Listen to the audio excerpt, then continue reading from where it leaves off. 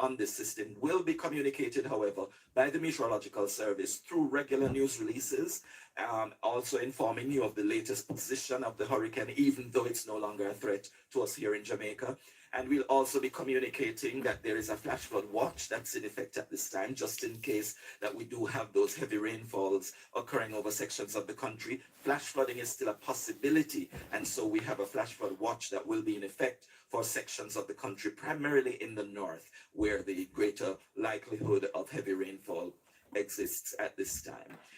So the system is continuing to move toward the northeast. It's now over eastern Cuba, as I mentioned, expected to move over the southeastern part of the Bahamas and then out into the Atlantic, heading close towards Bermuda, and that should occur by Friday of this week. So we're moving now to the recovery phase of this. The Met Service will, of course, be conducting our own assessment of what has taken place.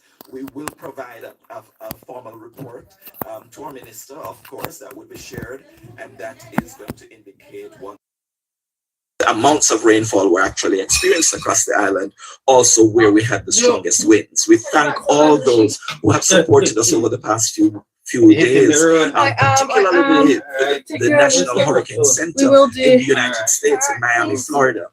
They have been constant support to us, and generally the National Oceanic and Atmospheric Administration of the U.S. has really been providing us with information and ensuring that if we needed anything, they would make sure that it was made available to us. We also want to thank the Caribbean Institute for Meteorology and Hydrology in the Caribbean that has been supporting as well with modeling products that come out of their area. They ensure that they monitor what kind of storm surge, what kind of rainfall, how the winds will be moving across the island, and we want to thank them very, very generously at this time. There are so many others who have supported us and have also expressed their gratitude for what we've been doing as a meteorological service, and we do want to wish Jamaica all the very best as we move forward from now. Thank you very much. Thank you, Evan. I think we're going to miss hearing your reports, but a part of us will also be happy not to have your reports anymore. I'm going to give you some quick updates, and then we'll close with Minister Mackenzie giving his updates from the ODPEM standpoint. My updates are a bit far-reaching, and I know many people are asking questions, and so I'll try to answer what we've been seeing being asked. One of the things we have to start with, we just issued a release that notes that the government of Jamaica has issued an all clear following the passage of Hurricane Melissa. So we've issued an all clear. That comes after guidance from the Met Service. You heard they're no longer going to be doing any updates, and also in consultation with ODPEM. As a matter, what that means is when we give an all clear, it means that our utility companies should now commence restoration and recovery operations across the island. So crews from the JPS, NWC, NWA, our works agents, our water commission, and also our telecommunications companies and other critical service entities have now and will be advised to mobilize immediately to restore electricity, water, and communication networks. We're also asking and encouraging entities like our supermarkets, our wholesales, our gas stations, and pharmacies, particularly in those areas that have been less affected. We are asking you to open and allow communities to have access to these essential goods and services. And as always, we continue to ask and remind Jamaicans to exercise caution on the roads, especially where there are downed power lines, debris, or flooding. And so please still be careful, even though we've given the all clear is for or utility providers and other important essential providers to do the necessary work to restore service. Some other updates I have in terms of electricity, 77% of the country is without electricity. There is work that's going to be done to bring that up as quickly as we can, but that is a large number. The least affected areas of Jamaica have been St. Thomas, St. Catherine, and sections of Kingston and St. Andrew. obviously we know the most affected areas have been on the western side of the island. In terms of water, there were just a limited number of systems down last night, a little bit over 70, but we have about 700 water systems that were down. Overnight, some of them may have lost power. So we do expect that number to go up. But for the most part, our water systems held up quite well. Turbidity is a concern, and so that may also throughout the day affect water supplies. In terms of our telecoms providers, they are getting assistance from Starlink to use satellite technology to assist many of our individuals and our companies to get back online. I know so many people have said they cannot reach their families in Western Jamaica. That's because of damage to the telecoms infrastructure. As you would imagine, a Category 5 hurricane is catastrophic. And so it would have left significant damage. And so that's why we're not getting communication. I finally got some communication just now from some individuals in Montego Bay. So slowly, we're getting some of our systems back up, and you should be able to reach your families. We're hoping very soon. The other question we're being asked about is the airports. We are working to have Norman Manley up by tomorrow to facilitate relief flights. That's dependent on the assessment that's done today. As we speak, Minister Vaz, or Minister of Energy, Telecoms and Transportation, he is up in one of the choppers. He is assessing the damage at that airport. He's also looking at the Ian Fleming Airport to see if that is an alternative. We will not be able to give any information on Sangster International Airport in Montego Bay at this time. When we have that information, I will provide that to you. In terms of our roads, the National Works Agency has been given the all clear. They're already out there clearing major thoroughfares as best as possible. Obviously, in Western Jamaica, it may take more. We also know that in the center of the country, in Clarendon and in Manchester, there was a lot of damage, a lot of flooding too. And so they're out there assessing and doing and clearing the roads as quickly as they can. In terms of overall damage assessments, I think that's what everybody wants to know. What's the damage? It is really too early for us to say definitively what's the damage. We know it is Western Jamaica that had the brunt of the impact. We will have to give you that in the coming days. But right now, later today, the Prime Minister, Dr. the Most Honorable Andrew Holness, will be surveying the country. He will be going to St. Elizabeth, I think flying to St. Elizabeth, Manchester, Westmoreland, and also St. James as conditions allow. As I said before, Minister Vaz is with JPS and is looking at the electricity network and also at the airports to be able to give an assessment there. The Jamaica Defence Force or military is also out doing their assessments. We'll get more information soon. And Minister Tufton, or Minister of Health and Wellness, is also going out via helicopter to look at the damage to the hospitals, because that's also a key priority. So as soon as they have come back, we will be able to give you information and better guidance in relation to the damage. In terms of schools, we've been asked that quite a bit. We are still getting the assessments from the schools. We know there is significant damage in Western Jamaica. We will get those details as soon as we can. Individuals are also asking about the catastrophe bond that Jamaica has. We expect it to be triggered. I can't tell you that it has been triggered. We expect it to be because of the level of rainfall and also the wind speed and the barometric pressure of that hurricane when it hit Jamaica. So there are many reasons that it would be triggered. And so we expect that it will be triggered. And once it is and we have confirmation, we will tell you that. In terms of the opening of government offices, we have asked the permanent secretaries in all of the ministries to do their assessments so that a decision can be taken. Our goal is to have our ministries open to be able to listen essential services as quickly as possible, especially in Kingston and St. Andrew, where we've had minimal damage, and also in St. Catherine. And so the permanent secretaries are doing that. I'm seeing some of the assessments come in already. And so we thank our permanent secretaries for that.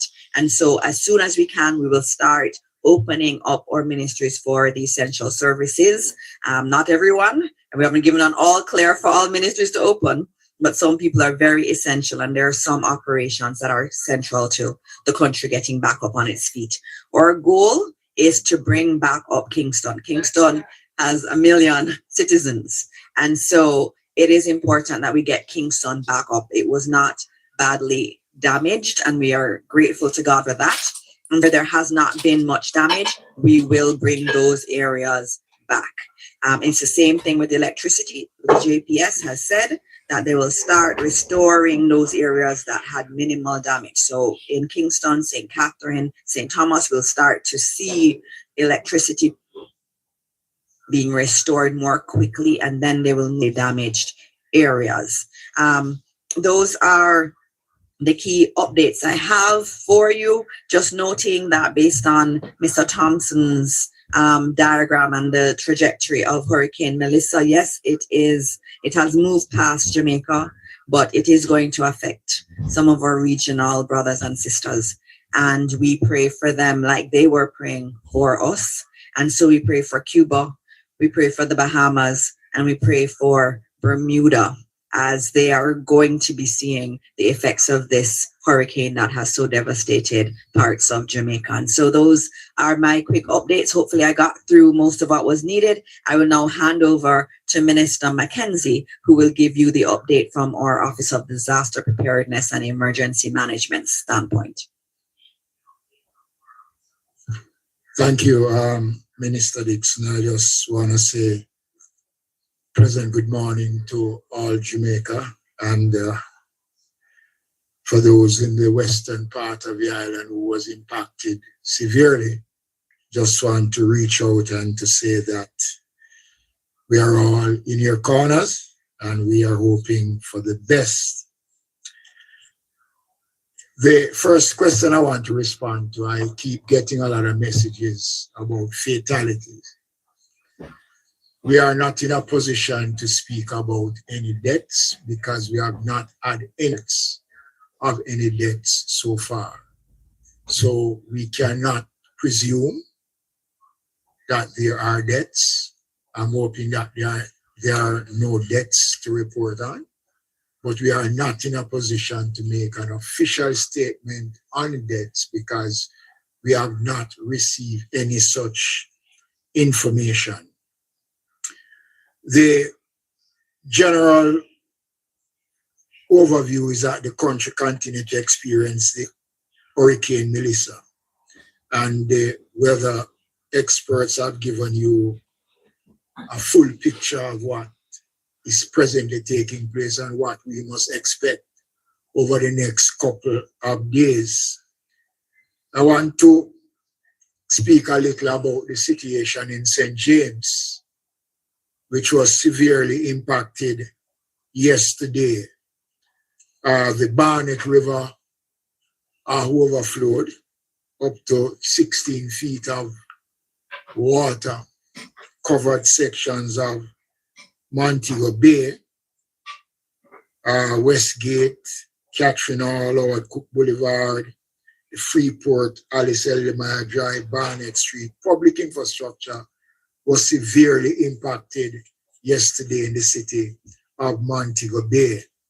The infirmary was damaged. The municipal corporation, 2 floors was flooded out. Jarrett Park, where the homeless population was housed, we had to remove them to a different location. The St. James High School was being used. There are problems there. We know what is happening at Sangster International Airport, and following the tour, as Minister Dixon said, there will be a full detail on the state of the Sangster International Airport. We have now been getting some level of communication between sections of Trelawney, St. James, Hanover, Westmoreland, and St. Elizabeth.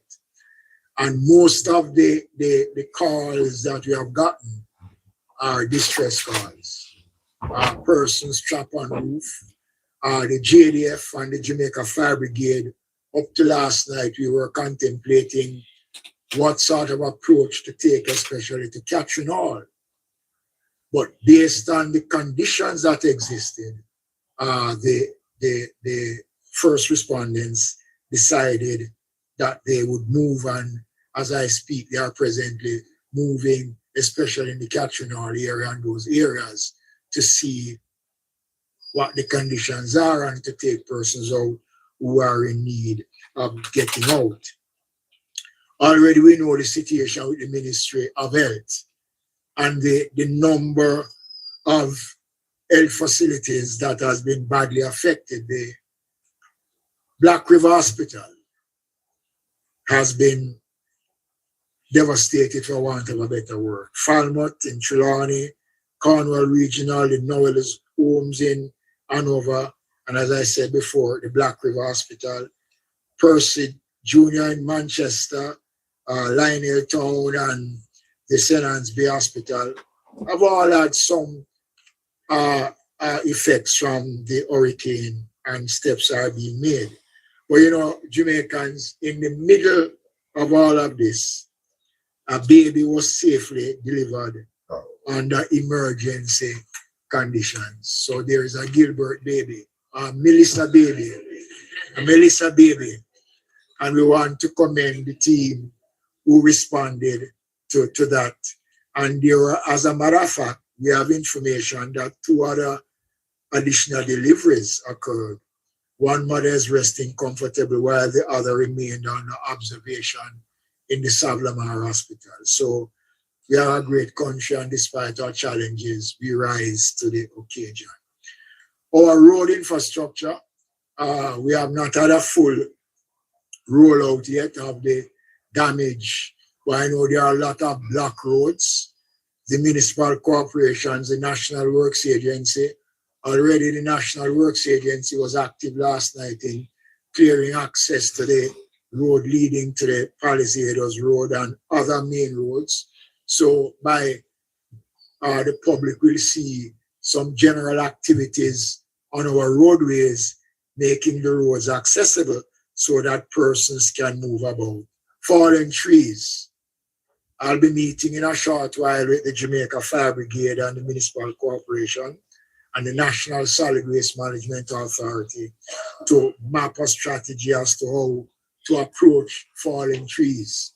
I want to urge the JPS to move, especially within the corporate area and other areas where there are fallen lines. And I said it yesterday, and I want to repeat it again this morning.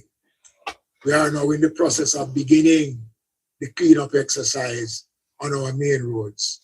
There are a lot of lines that are down. So we want persons to be very cautious in doing so. We have flooded roads. The NWA team is mobilizing to clear block roads and to assess damage.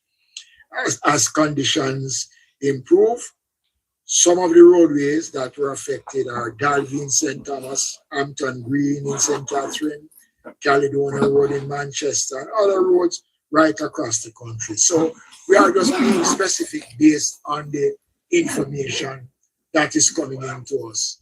And by now, all the municipal corporations that can access their various municipalities will be out doing what is necessary.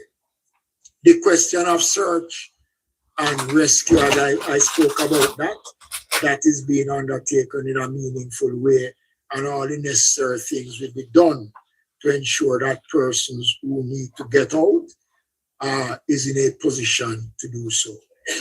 Our shelters is seeing now more than 25,000 Jamaicans. And since last night, more persons have been going into the shelters. And especially in the parishes that have been badly affected, a lot of homes have been destroyed. So persons now are going to the shelters. We are going to be looking at a long-term basis as to how we are going to deal with the numbers. I want to say to all shelter managers, parish disaster coordinators, and to the municipal corporations, no one must be turned back from the shelters. No one. And we are not contemplating in closing any shelters now. Once we have done the assessment and to see which shelters can be closed, we will do so. But for the remainder of this week, no shelters must be closed. All shelters must remain open. We are now going to be moving, working now closely and based on the direction that has been given, to start now to position ourselves, to start to have relief supplies going out to the various areas once those areas can be reached. It is not going to be an easy road, Jamaica. We have seen the extent of the damage. It is going to take a lot of time. I know that person's patience is not going to last for much longer, because when you are in need, persons want us to break the rules.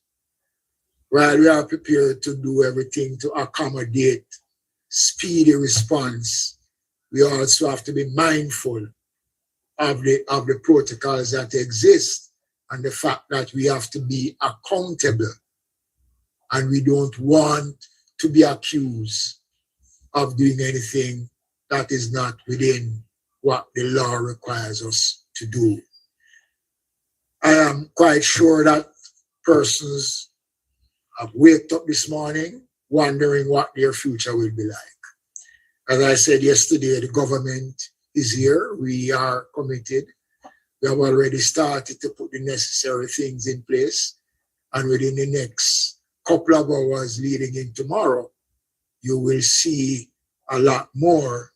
And by late this afternoon into tomorrow, a more comprehensive report on the status of the country and where we are will be provided. But I can also assure you that during the day, if it needs be, we will provide information as best as possible. Thank you, ladies and gentlemen.